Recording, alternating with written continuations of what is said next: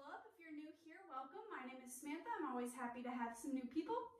If you're not new here, hi, welcome back. Thank you for coming again. If you're not subscribed, go ahead and subscribe. Remember to leave a comment on the video. Share it if you feel led to. I received an email a couple of days ago, and it was about healing and relationships, and it sparked an idea for this video. So there is a purpose for all this apparent junk sitting beside me. It has to do with today's video. I'm going to take it back to like a youth camp and do like a little like show and tell for you guys today. Like, I don't know, I have an idea in my head to help display visually what I'm gonna teach you today. So shout out to the person that sent that email. They know who they are. But yeah, I want to talk about relationships, particularly romantic relationships, and why it's important to work on yourself and do some healing and work on your traumas and show up as a whole healthy person before entering into a relationship. And I have a visual for you guys today that I think will help do that. So this is a knife. It's sharp, it can do some damage, but a knife in itself is not a weapon. A knife is a tool. Every single person watching this video more than likely has at least one of these in your home, in your kitchen. You use them to cut up fruit to help nourish yourselves. You might carry one in your pocket for protection. You might use a knife for lots of purposes. Shoot, I even use a knife sometimes as a screwdriver. You know, I live in the South where we all carry around pocket knives. But a knife is a tool. In the wrong hands, a knife can be used as a weapon. Entering into a romantic relationship is the ultimate vulnerability. It is like handing someone a knife. And you don't know when you enter into that relationship, are they going to use it as a tool to maybe cut up some fruit and nourish you with it, or protect you with it, or are they going to have ill intent and gut you like a pig? I know this is kind of a gruesome visualization, but that's how romantic relationships can feel. It's like handing someone a knife. It's vulnerability. You're giving another person power to potentially help build you up and love you and cherish you and protect you and honor you, or the potential to hurt you. So that's why I love Yes Theory and their love over fear message. So I have some more stuff here. People are like some of these things that I have sitting here. At different stages of their lives, they are like one of these things. Most people are basket people.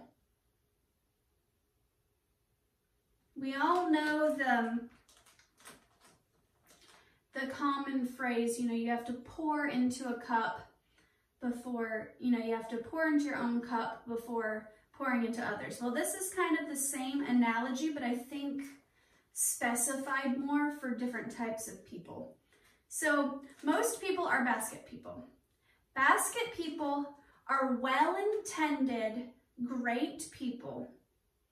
They might need a little help, a little assistance. That's why they got handles. They might need some help from others, like a therapist or a mentor or some friends. But they're going to try their very best to nourish you. They're going to bring you gifts of food, maybe some seeds to help plant in your garden. Basket people mean well.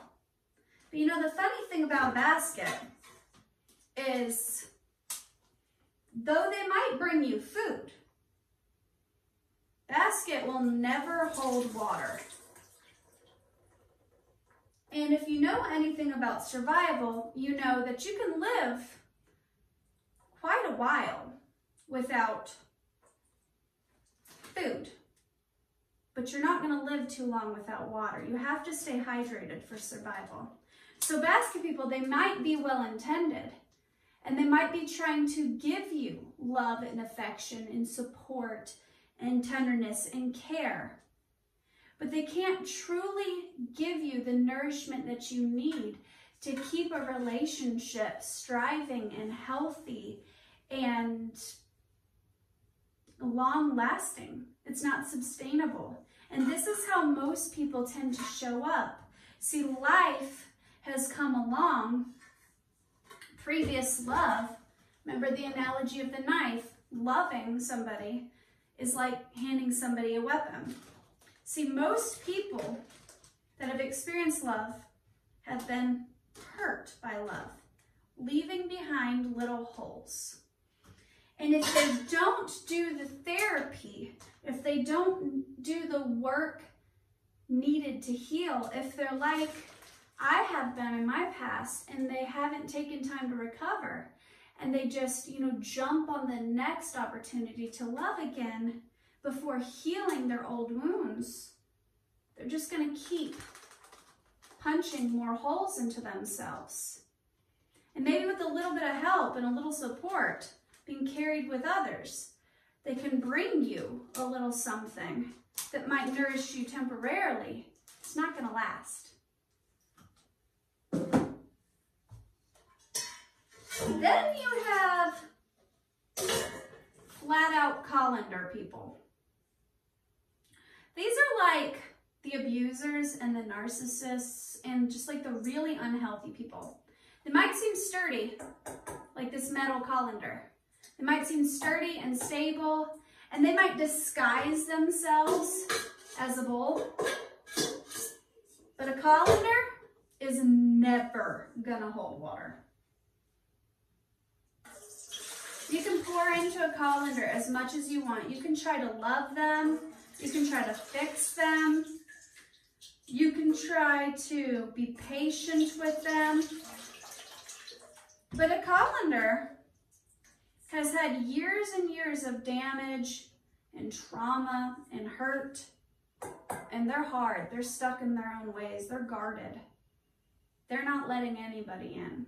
They're not allowing you to pour into them, because for you to pour into them is to heal them, and they don't want to be healed. See, a colander person, see the basket people, they mean well, so they're not going to pick their knife up and hurt you intentionally. The only hurt they're going to cause you is like a slow starvation of what you don't need. But colander people, they're going to stab some holes in you. They're going to turn you into a colander person if you haven't done the healing and the self-work and the meditation and the therapy that you need to be ready for love. See, for years and years and years, I showed up as a basket person. I thought I was ready for love. I had something to offer. I knew I had potential. I had a lot of love in my heart to give, but it wasn't sustainable.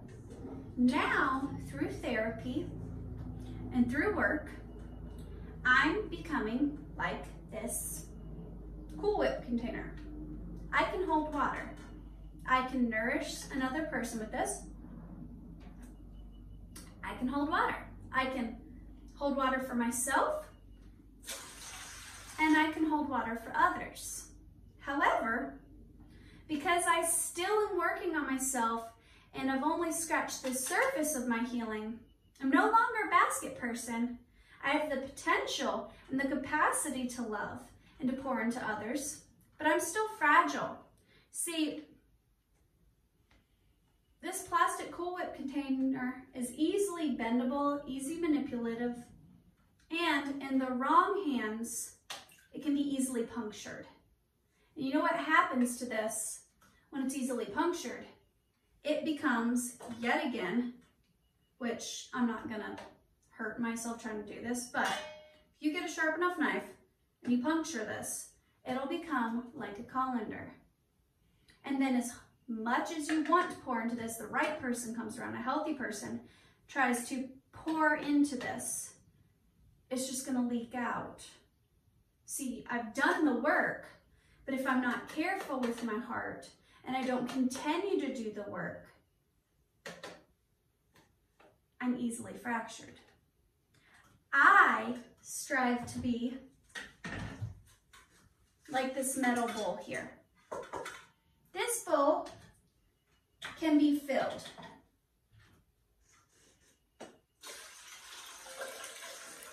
It's not gonna leak. It can pour into others.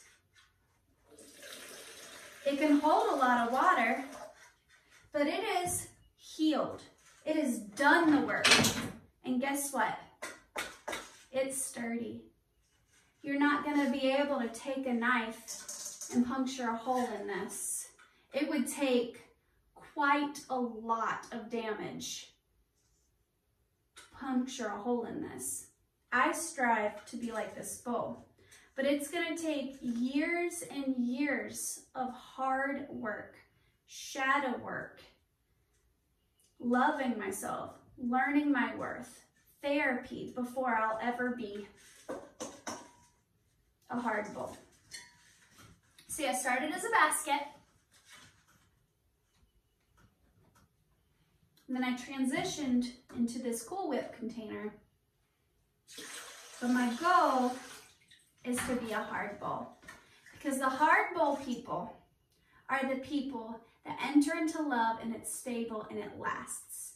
They're that like 10 to 25% that actually enter into a marriage and have a lifelong happy marriage. See, the Cool Whip people, they can enter into a relationship with somebody and it might be stable, it might hold water, especially if maybe it's another Cool Whip person. They have potential to last, but environmental factors like, you know, financial problems, having kids, other people, money, whatever, sex, they can come like leaving this out in the sun or out in the cold or what have you, and it can crack and it can damage it over time, because this isn't built to last. This is not built to last. This isn't sustainable. This isn't, it's sturdy for a period of time. And I don't know about you, but I want something that's built to last. So my hope and my goal for this channel is to equip you with some of the tools that you need so you can be a bold person too. And we're on this journey together. I'm currently this. Most people show up like this. And then there's those hard-headed people that don't want to do the work. And they're like this.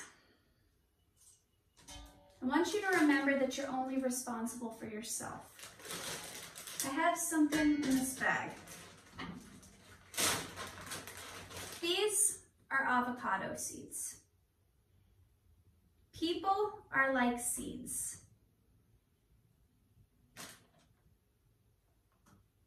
See, the seed, it's split and it's begun to root. It's begun to make a trunk, but it still has a long way to go. It's still has a lot of time before it bears fruit, before it can be something sustainable, before it can be something that actually benefits me in any way. And a fractured or hurting person, a person that still needs healing, they're like a seed. See, you can try to nourish this seed and water this seed and pour into this seed, or you could try to say, okay, I know you said that you're hurting and that you're damaged and that you're not ready for a committed relationship, but I want what I want now.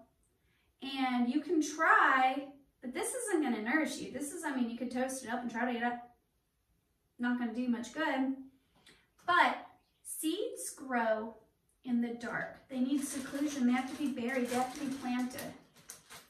So if somebody's showing up in your life and they're telling you that they're not ready for a committed relationship, and people are always communicating with you, whether they're telling you with their words or they're telling you with their actions, they're communicating.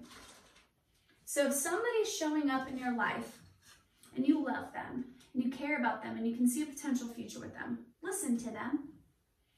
See, if you give them space and you honor the fact that they are, maybe a little damaged and that they want to get here and then get here, give them space, allow them to, have the freedom and the space that they need. If you put these tucked away in a dark drawer away and you leave them alone, they'll root, and then they can be planted in the dirt, and then they become a tiny stalk, and then they become an established rooted plant, and then eventually they begin to bear fruit. It's not until they bear fruit that they're really of any real worth. So it's kind of like this, It might be like this right now. And if somebody tells you that they're like this right now, or they're showing you they're like this, don't sit around and wait for them. Continue to do the work on yourself. Because if you're attracted to this, it's because you're at best this. At best. See, people like this, they recognize their worth, and they're not even going to be interested in this because they're able to pour into themselves. They're able to hold water, a substantial amount of water, more than they need, and they're able to pour into others. These people may be still attracted to this because they're still doing the healing. But this relationship is only going to benefit these people. It's never going to benefit this person. This relationship, you don't want this at all. If somebody's telling you, I'm a bad person, I'm a cheater, I'm a liar, I don't want to be in a committed relationship, I like my freedom, bitch, run. Know your worth. Know that you deserve better. Somebody is trying to show up for you, but they're telling you that, with their actions or their words, that they're trying to love you, but they just have so much damage, so much hurt, so much past trauma, and they can bring you a small bit of food. They can't pour into you. They can't pour into you. It's empty. There's nothing to give you. It's not sustainable. You can try all you want, but it's not gonna last. And I think that sometimes we go into relationships with Scotch tape because we've been hurt and we know what it's like to be all holed up. We know what it's like to have people come into our lives and use that knife as a weapon and punch holes in us. And we've tried to stitch ourselves back together. And we might get some Scotch tape and try to tape it back up, but until we actually do the therapy and the work, Scotch tape's gonna buzz loose. It's not gonna hold. So this is your friendly reminder to go to therapy. This is your friendly reminder to keep watching videos like these where it pours into you and betters yourself. This is your friendly reminder to do some journaling, do some counseling, have accountability partners. This is your friendly reminder that it's okay to be single. It's actually in your best interest to be single. People that are meant to be in your life, they might be seedlings right now, but they have the potential to be a fruitful tree. But you can't turn into a stable ball while you're watching and waiting. See, if you try to be selfish and you're like, I see so much potential in you, but you're not giving them the space to go into their place, their like little cozy darkness and their solitude to work on themselves, you're stunting their growth as well as stopping your own harvest. This could be your soulmate. This could be your future wife or husband. This could be the perfect person for you. This has potential to be something real.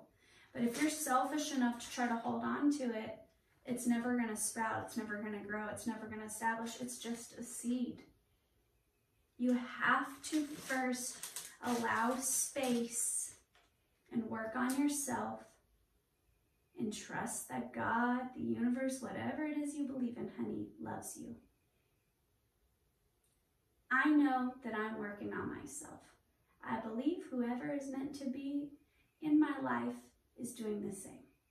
If they aren't working on themselves, then they're not for me. I've gotten here, and I'm proud of myself for getting here. This is a good place to be. But I'm not settling for that. I want to be here, and I want you to be here with me. So I love you guys. I hope you have a magical, wonderful, glorious day. Bye.